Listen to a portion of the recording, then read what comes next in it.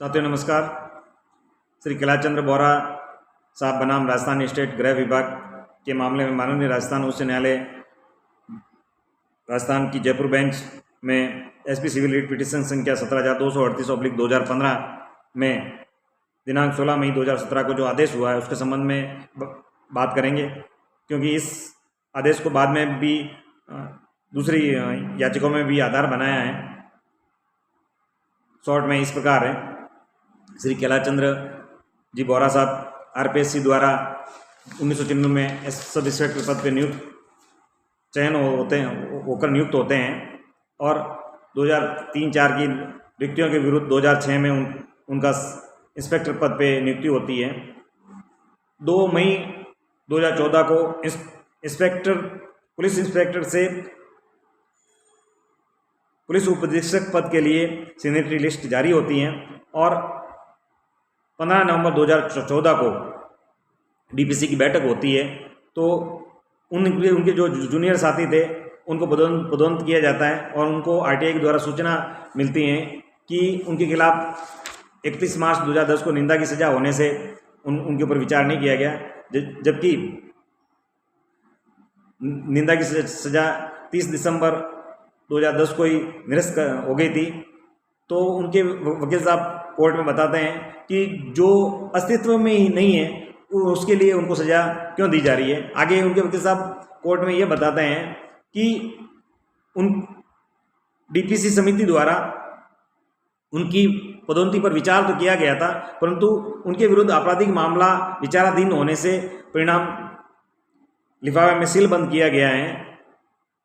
जबकि उनके जो उसी मामले में से अभियुक्त थे हनुमान राम विश्नोई हनुमान राम विश्नोई सहित 7 थे, उनको आपराधिक मामला विचाराधीन रहते परिणामों के अधीन पदोन्नति दी गई है। तो उनके साथ में और उनके साथ में विभेद क्यों किया जा रहा है। और भी वो बताते हैं कि पुलिस विभाग में अधिकारी व कर्मचारी आपराधिक मामलों के विचाराधीन रहते उनको पदोन्नति दी गई है। इतना तक कि उनको आपराधिक मामलों में निलंबित भी किया गया था तो भी उनको पदोन्नति दी गई है। वो उदाहरण भी देते हैं कि Shri Dinesh ji MN sir IPS sir, Shri A Ponnuchami sir IPS sir, Shri Rajesh ji Meena sir IPS sir, उनका उदाहरण देके बताते हैं कि उनको भी इस प्रकार से पदोन्नति दी गई है। तो उनके साथ में विभेद क्यों किया जा रहा है। तो इस संबंध में विभाग द्वारा ये जवाब आता है कि इनके विरुद्ध आपराधिक मामला ट्रायल कोर्ट में चल रहा है और इस कारण इनके पदोन्नति पर विचार तो किया गया है, परंतु परिणाम लिफाफे में सीलबंद किया गया है। कोर्ट द्वारा इनसे पूछा जाता है कि हनुमान राम विश्नोई को आपके द्वारा पदोन्नति दी गई है और समान मामला उनके खिलाफ में भी मामला विचाराधीन है और उनके खिलाफ में भी मामला विचाराधीन है, तो इसका कोई स्पष्ट जवाब नहीं दे पाते हैं। और जो अधिकारी कर्मचारी जिनके विरुद्ध आपराधिक मामले विचाराधीन थे और उनको पदोन्नति दी गई है, तो उसके बारे में भी स्पष्ट जवाब विभाग द्वारा नहीं दिया जाता है। तो जबकि उनके विरुद्ध भी आपराधिक मामले विचाराधीन थे, कोर्ट ये तो मानता है कि विभाग ने ये बताया कि इनकी पदोन्नति पे विचार किया गया, लिफाफे को सीलबंद किया गया, इनके विरुद्ध आपराधिक कार्रवाई विचाराधीन है, परंतु हनुमान राम विश्नोई सहित 7 अभियुक्त जो इनके साथ से अभियुक्त थे, उनमें और इनमें विभेद क्यों किया गया, इसका कोई स्पष्ट कारण नहीं बताया। और इसके अलावा जो अधिकारी कर्मचारी जिनको पदोन्नति दी गई थी, तो इनके साथ में और उनके साथ में समान व्यवहार क्यों नहीं किया जा रहा है।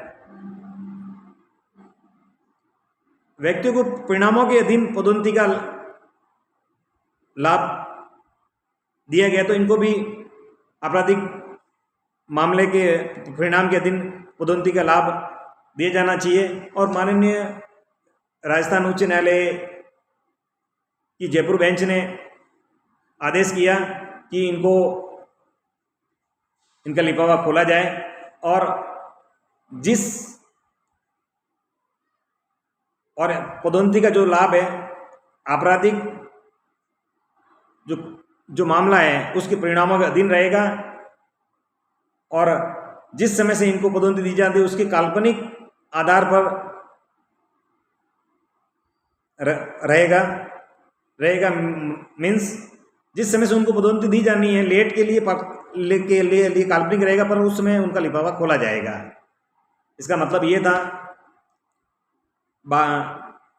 और उनकी रिट स्वीकार कर दी जाती है, लिफाफा खोलने के आदेश हो जाते हैं।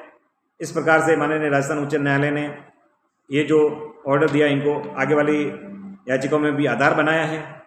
इस प्रकार से मैं दूसरे भी जो माननीय राजस्थान उच्च न्यायालय के ऑर्डर्स है, ट्रिब्यूनल के जो ऑर्डर्स है, माननीय सुप्रीम कोर्ट के जो ऑर्डर्स है उनको भी बताऊंगा, परंतु आप मेरे चैनल को सब्सक्राइब करना, क्योंकि बार बार मैं इसको किसी ग्रुप में नहीं डाल सकता है, क्योंकि दूसरे लोग परेशान होते हैं जिनके मामले हैं। उनके अलावा भी और भी मामले जो इससे और भी लोग होते हैं जो जिनके कोई लेना देना नहीं होता है, वो इससे परेशान होते हैं।